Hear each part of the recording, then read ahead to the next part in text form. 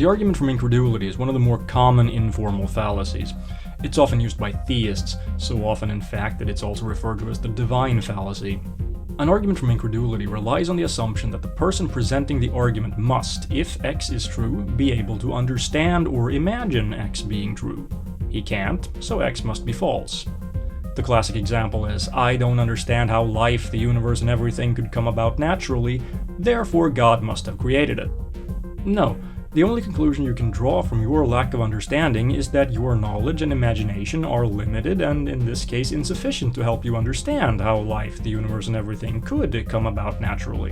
While some sources say that the arguments from incredulity and ignorance are just different names for the same fallacy, I'd argue that there is an important difference. The argument from ignorance involves shifting the burden of proof. The argument from incredulity ignores the burden of proof entirely. One's own personal inability to imagine or understand how a claim could be true or false is itself regarded as proof that the claim is false or true. Be careful when calling this one out though. Remember that I can't see any reason why X should be true, or some similar statement, is a good reason not to accept X as true. It's only a fallacy when you actually argue that therefore X is false. A subtype of this fallacy is so common that I'm still surprised it hasn't been given its own name, the argument from common sense. X is true because it's just common sense. This is really just another way of saying you can't imagine how X could be false. Flat earthers can't understand geometry, so they conclude that any argument that relies on geometry must have a false conclusion. That's an argument from incredulity.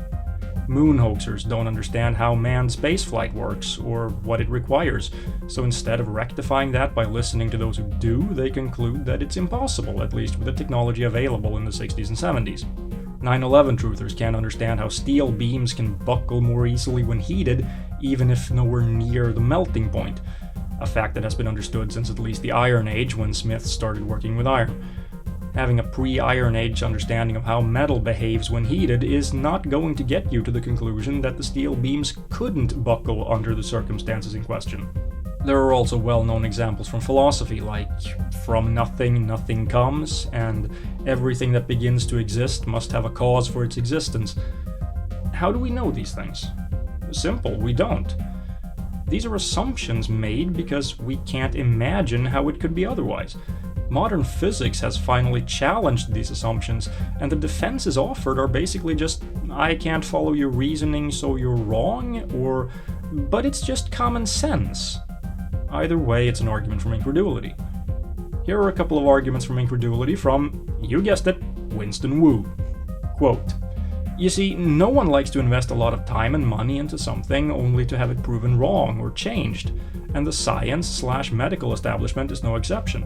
You don't have to be educated to understand this. Anyone with common sense, street smarts, and real-life experience knows this." Unquote. Quote, "Anecdotal evidence is not considered zero evidence or worthless by our society. Anyone with common sense who isn't detached from society knows this." Unquote.